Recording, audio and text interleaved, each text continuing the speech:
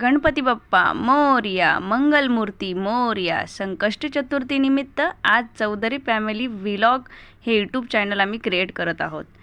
चॅनलच्या सुरुवातीलाच आम्ही पहिला व्लॉग हा गणपतीच्या दर्शनाने बनवायचा म्हणून आम्ही निघालोय ओझरच्या गणपतीच्या दर्शनाला. सुंदर निसर्गाचा आनंद घेत आम्ही निघालोय ओझरच्या दिशेने. आता मला आपले व्हिडिओ जर आवडले तर लाईक करा आणि चॅनलला सबस्क्राईब करा सगळ्यांनी. भव्य दिव्य कमानीतून आत गेल्यावरती आम्ही मंदिराच्या दिशेने निघालो.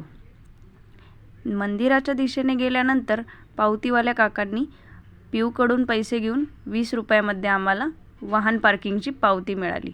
तिथून निघालो आम्ही मंदिराकडे. मंदिराचा कळस दिसतोय.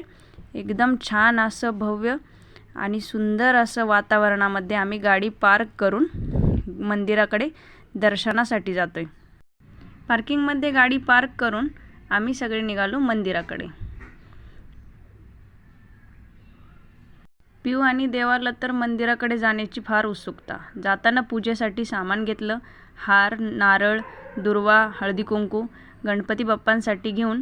आणि या दोघांचं लक्ष बघा, काय काय घ्यायचंय, काय काय खरेदी करायचंय असं बघत बघत आम्ही मंदिराकडे निघालो. हा आला मंदिराचा सभामंडप.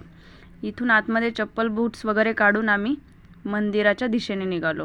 इथून पुढे मात्र व्हिडिओ शूट करण्यासाठी आणि फोटोसाठी सक्त मनाई केलेली असल्यामुळे मंदिरातला शूट काय आपण घेऊ शकलो नाही. मंदिरामध्ये फोटो काढण्यास मनाई होती. गणपती बाप्पांच्या दर्शनासाठी भाविकांनी गर्दी तर केलेलीच होती.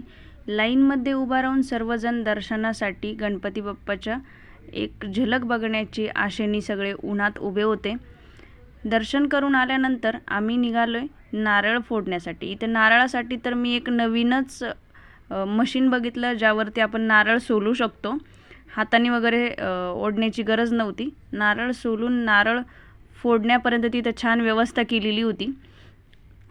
तोपर्यंत ह्या दोघांची मस्ती चालूच होती.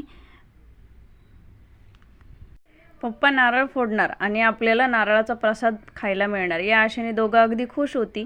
नंतर नारळाचा प्रसाद खात खात सगळे निघाले मंदिराच्या बाहेर. मंदिराला एक प्रदक्षिणा घेऊन आम्ही आलो सभामंडपामध्ये. मंदिरात तर फोटो काढायला परमिशन नव्हती, त्यामुळे आम्ही सभामंडपासमोरच फोटोशूट केला. 2-3 फोटो क्लिक झाल्यानंतर आम्ही निघालो मुलांना घेऊन नाश्त्यासाठी. हॉटेलमध्ये गेल्यानंतर पप्पांनी दिली लस्सीची ऑर्डर. लस्सीवरती ताव मारल्यानंतर मुलांना थोडं खेळायचं होतं, त्यामुळं आम्ही गेलो मंदिर परिसरात असलेल्या या हत्तीजवळ. तिथं मुलांना थोडं खेळवलं. त्यानंतर नदीकाठी जाऊन थोडासा फोटोशूट केला.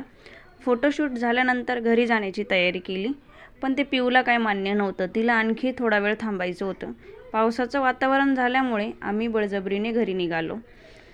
तर आजचा हा आपला असा पूर्ण व्लॉग मी तुम्हाला व्हिडिओ आवडला असेल तर लाईक करा आणि चॅनलला सबस्क्राईब करा मैत्रिणींनो.